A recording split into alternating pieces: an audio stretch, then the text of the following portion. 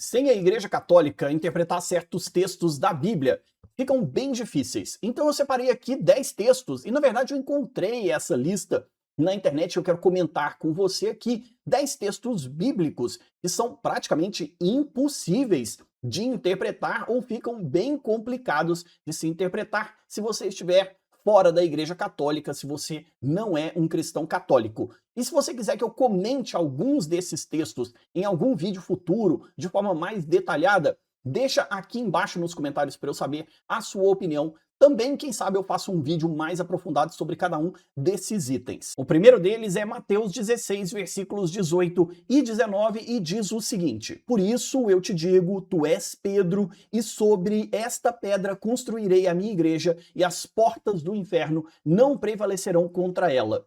Eu te darei as chaves do reino dos céus. Tudo o que ligares na terra será ligado nos céus, e tudo o que desligares na terra será desligado nos céus. Aqui nós temos a autoridade que Jesus dá a Pedro, chamando ele de pedra sobre a qual Jesus vai construir a sua igreja. Jesus é o construtor, Pedro é a pedra sobre a qual será construída, edificada a igreja de Cristo. E é também nesses versículos que nós vemos Jesus mudar o nome de Simão para Cefas, pedra, onde também é interessante perceber que Jesus fala diretamente a Pedro. Jesus está falando exclusivamente com Pedro e não com os outros apóstolos, dando também a ele a chave do reino. Nós podemos fazer um paralelo com o texto de Isaías, capítulo 22, versículo 22, onde aquele que tem a chave é como se fosse um vice-rei ou primeiro-ministro de um reino. Jesus dá muita autoridade a Pedro. O segundo texto, a gente pode dar continuidade um pouco do que a gente estava ouvindo em Mateus 16, agora Mateus 18. Basta passar a sua Bíblia algumas páginas para frente. Eu estou usando uma tradução da CNBB, que eu acho bem mais prática para o nosso dia a dia, para a nossa leitura cotidiana. Vou deixar links e referências aqui embaixo na descrição e no comentário fixado, se você quiser uma Bíblia exatamente igual a essa aqui. Mateus capítulo 18, do versículo 15 em diante, mas especialmente aqui para nós, o versículo 18, nós temos o contexto de Jesus falando sobre a correção fraterna. E depois ele fala diretamente para os apóstolos, algo que ele disse também para Pedro. Em verdade vos digo, versículo 18, tudo o que ligardes na terra será ligado no céu, e tudo o que desligardes na terra será desligado no céu. Aqui nós temos o contexto da comunidade dos apóstolos, a autoridade que é dada não só ao indivíduo Pedro, que para nós católicos é o primeiro papa, mas também àquela comunidade apostólica, que hoje nós interpretamos como o colégio episcopal, a comunidade dos bispos que são os sucessores dos apóstolos, que em conjunto receberam também a autoridade de desligar e ligar no céu e na terra. Agora, para o nosso terceiro texto, vamos para a carta de Tiago, capítulo 2, versículos 24 e 26. Esse texto é um pouco mais complicado e ele serve bastante de confronto com algumas comunidades protestantes e evangélicas, que se trata da justificação. Aqui eu não vou explicar profundamente esse texto, e eu vou te recomendar algumas leituras do Catecismo da Igreja. Se você é católico, deveria ter o Catecismo da Igreja, também tem link logo aqui embaixo na descrição. E o ponto mais importante que a gente precisa observar aqui é sobre a afirmação de que o homem é justificado, o ser humano, ele é justificado pelas obras e não somente pela fé. Começa o versículo 24 dizendo: Podeis ver, pois, que alguém é justificado com base naquilo que faz e não somente pela fé. Versículo 26, assim como o corpo sem o espírito é morto, assim também a fé sem as obras é morta. Você pode ter acesso ao Catecismo da Igreja de graça no site do Vaticano. E se você quiser adquirir um, link está logo aqui embaixo na descrição. E nós podemos ver todos os parágrafos que vão do 1987 em diante, que falam justamente sobre a justificação, a graça, as obras e o mérito até a santidade do homem, como que Deus nos santifica. No parágrafo 1992 diz o seguinte: a justificação nos foi merecida pela paixão de Cristo, que se ofereceu na cruz como hóstia viva, santa e agradável a Deus. Nós somos justificados por Cristo na sua morte na cruz. E no parágrafo 1996 diz o seguinte: nossa justificação vem da graça de Deus. Inclusive, a fé é um dom, é uma graça de Deus que nasce justamente dessa justificação que recebemos da cruz. E no parágrafo 2007 e depois no parágrafo 2008 em diante, diz o seguinte: não há mérito da parte do homem diante de Deus. Nós não temos nenhum mérito pela graça, pela justificação e pela fé que recebemos, e nem mesmo pelas obras que praticamos. Mas as obras são um sinal dessa fé que recebemos pela graça de Deus. E diz também o seguinte: de modo que os méritos das boas obras devem ser atribuídos por primeiro à graça de Deus e só em segundo lugar ao fiel. Se nós cremos, nós precisamos viver as obras da graça de Deus. O próprio mérito do homem cabe, aliás, a Deus, pois suas boas ações procedem em Cristo das inspirações e do auxílio do Espírito Santo. Se fomos justificados, se fomos salvos e temos fé em Jesus Cristo, então as obras são um sinal dessa transformação. Por isso é essencial vivermos também de forma prática, concreta, cotidiana a nossa fé. Esse tema é um pouco mais complexo, por isso eu recomendo que você leia o catecismo naqueles parágrafos que eu citei, entre outros. De todos os textos bíblicos, o meu preferido é o capítulo 6 do Evangelho de João. Ele é extremamente forte e ele fala diretamente sobre a Eucaristia, principalmente nos versículos que vão do 53 até o 56, mas eu vou destacar aqui o 55, capítulo 6 do Evangelho de João, versículo 55, diz o seguinte: com efeito, minha carne é verdadeira comida e meu sangue é verdadeira bebida. Versículo 56, quem come a minha carne e bebe o meu sangue permanece em mim e eu nele. Jesus está falando sobre dar o seu próprio corpo e o seu sangue como alimento. Não é uma imagem figurativa. Inclusive, ao longo de todo o capítulo 6, nós vemos Jesus reforçar que ele é o pão vivo descido dos céus. Todo esse capítulo aqui serve como base e fundamento para a doutrina da igreja, para o sacramento da Eucaristia. Jesus que se dá como alimento. Não tem outra forma de interpretar esse texto, até porque Jesus é extremamente enfático, ele não está falando de forma figurada. Inclusive, quando as pessoas têm alguma dúvida se Jesus está falando de forma figurada, ele vai dobrando a aposta, ele vai reforçando cada vez mais de que ele está falando de forma concreta. Sua carne é verdadeira comida, seu sangue é verdadeira bebida. Um tema que muitos católicos têm dificuldade é sobre o purgatório. E existe um texto na primeira carta de São Paulo aos Coríntios, capítulo 3, versículos 14 e 15, que diz o seguinte, e daqui a pouco também eu vou citar um parágrafo do Catecismo da Igreja Católica para você estudar e aprofundar um pouco mais sobre esse tema.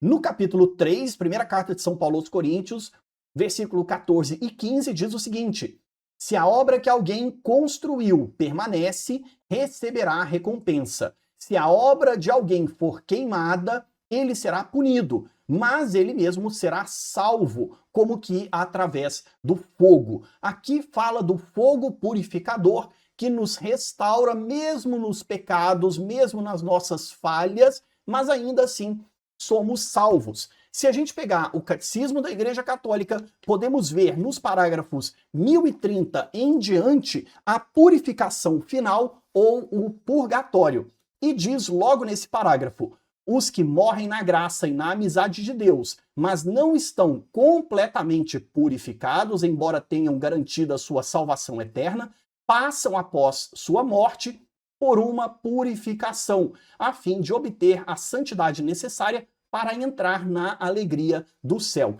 E é justamente sobre isso que fala nesse trecho da primeira carta de São Paulo aos Coríntios. Nós já estamos no 6º versículo da Bíblia, que é bem difícil de ser interpretado se você não for católico, e agora nós estamos no capítulo 15 todo dos Atos dos Apóstolos. Todo esse capítulo aqui fala de algumas controvérsias que aconteciam logo ali para os primeiros cristãos, os primeiros convertidos, e essas controvérsias foram resolvidas na colegialidade dos apóstolos, e não com uma decisão individual ou particular de algumas pessoas ou de um único indivíduo. As coisas na igreja são decididas de forma colegiada. Nós conhecemos o ponto máximo da organização da igreja nos concílios ecumênicos. Os concílios, eles são uma decisão e um órgão máximo de tomada de decisão doutrinária e pastoral da igreja. Mas existem outras formas da igreja se organizar como comunidade e tomar decisões. Inclusive, a gente pode ver especificamente no capítulo 15 dos Atos dos Apóstolos, no versículo 22, dizendo o seguinte: então pareceu bem aos apóstolos e aos anciãos, de acordo com toda a igreja, escolher alguns dentre os seus para enviá-los a Antioquia, como Paulo e Barnabé. E aí escolhem alguns que vão levar a decisão de toda aquela comunidade, de toda a igreja. A igreja, ela é a comunidade de fé. E como nós vimos em outros 2 versículos, lá do Evangelho de Mateus, no capítulo 16 e depois no capítulo 18, que a autoridade foi dada aos apóstolos e seus sucessores. Por isso existem decisões da igreja que são tomadas de forma colegiada, em conjunto, especialmente pelos apóstolos, os seus sucessores, para nós, os bispos. E se a gente começa a pensar em outras igrejas e tantas outras igrejas evangélicas e protestantes que existem por aí, a gente percebe que não existe uma centralidade como comunidade de igreja. É cada cabeça uma sentença, infelizmente, distorcendo aquilo que foi proposto por Jesus e que nós vemos claramente nos Atos dos Apóstolos como um todo, especificamente nesse capítulo 15 aqui. Eu recomendo que você leia ele inteiro. Claro, a gente não pode deixar Maria fora desse texto. E aqui nós temos o primeiro capítulo do Evangelho de São Lucas. Eu vou destacar 2 versículos, começando com o versículo 28, que diz justamente a saudação do anjo. Alegra-te, cheia de graça. Em outras traduções, ave cheia de graça. O Senhor está contigo. Esta saudação do anjo, ela é única na Bíblia e ela é exclusiva de Maria. Ela é a cheia de graça, plena da graça do Senhor, cheia do Espírito Santo. E isso também é reconhecido por Isabel, na saudação de Isabel a Maria que nós vemos. No versículo 42, com voz forte, Isabel exclamou, repleta do Espírito Santo, bendita és tu entre as mulheres, e bendito é o fruto do teu ventre. Bendita és tu entre todas as mulheres. E depois, no versículo 43, como me acontece que a mãe do meu Senhor venha a mim? Muita gente tem dúvida até se devemos dizer que Maria é mãe de Deus. Isabel é a primeira a chamar Maria de mãe de Deus. Isabel reconhece que Jesus é o seu Senhor e o nosso Senhor é o nosso Deus. Isabel reconhece que Maria é mãe de seu Senhor, mãe de seu Deus. E nós também podemos dizer isso com todas as palavras. Precisa de um malabarismo gigantesco para interpretar de forma completamente diferente o que foi dito por Isabel. Isabel chama Maria de mãe do meu Senhor, mãe do meu Deus. Inclusive, no grego, tem uma palavra específica, Kyrios, que é usada exclusivamente para Deus. E é exatamente assim que Isabel se dirige a Maria, mãe do meu Deus, mãe do meu Senhor. Que é a mesma frase, inclusive, que nós vamos ouvir da boca de Tomé diante de Jesus ressuscitado. Meu Senhor e meu Deus. Ho Kyrios kai ho theos, no grego, que nós traduzimos ao pé da letra como meu Senhor e meu Deus. A mesma expressão, meu Senhor, usada por Isabel. Claro que a teologia e a doutrina da igreja referentes a Maria e a cristologia são bem mais complexas do que isso. E por isso também a gente precisa recorrer aos documentos da igreja, aos ensinamentos da igreja. Recentemente também foi publicado um texto pelo Dicastério da Doutrina da Fé falando sobre os títulos de Maria. Eu vou deixar esse link logo aqui embaixo na descrição para você poder ler e saber um pouco mais. Um pouco mais sobre a autoridade dos apóstolos e sobre os sacramentos da igreja, que são extremamente importantes para a nossa vivência de comunidade. Evangelho de João, capítulo 20, do versículo 21, 22, 23, inteiros para a gente poder entender, diz o seguinte: Jesus, ressuscitado, disse aos seus discípulos: a paz esteja convosco. Como o Pai me enviou, eu também vos envio. Dito isso, soprou sobre eles e falou: recebei o Espírito Santo. A quem perdoardes os pecados, lhes serão perdoados. A quem os retiverdes, lhes serão retidos. Jesus, que tem toda a autoridade, ele é aquele que perdoa os pecados, transfere essa sua autoridade aos apóstolos de perdoar também os pecados.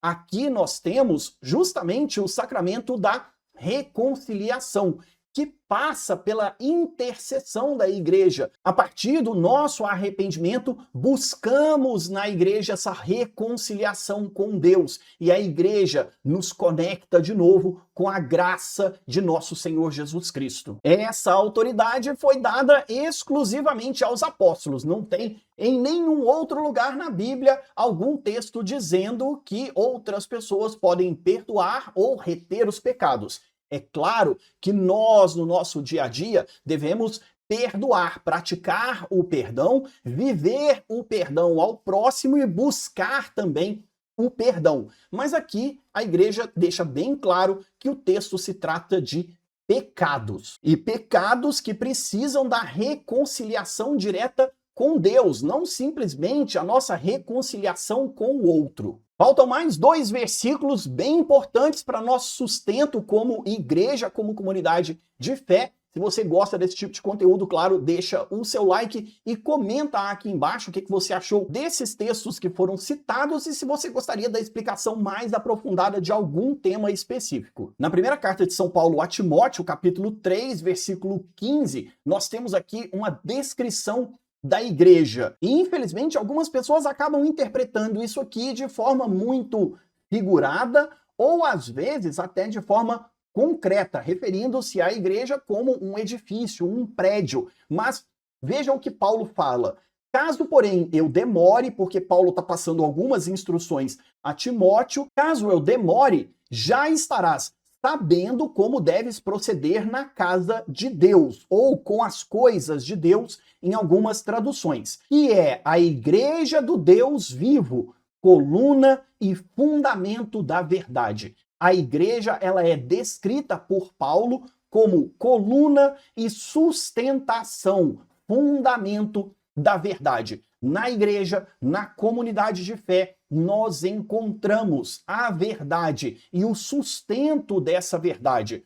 Fora da igreja, nós temos apenas as nossas ideias e nós precisamos buscar na comunidade a mesma vivência de fé, a mesma doutrina, porque é ali que nós encontramos o que realmente nos sustenta na fé. E somado a isso, o nosso 10º versículo está na segunda carta de São Paulo aos Tessalonicenses, capítulo 2, versículo 15, que diz claramente para nós: portanto, irmãos, ficai firmes e guardai cuidadosamente as tradições que vos ensinamos, as coisas que foram aprendidas dos apóstolos, por nossa palavra ou por nossa carta. A instrução de Paulo é que aquela comunidade guarde aquilo que recebeu dos apóstolos. Não é para inventar coisas próprias, nem viver à sua maneira, mas sim de acordo com o que toda a igreja, toda a comunidade de fé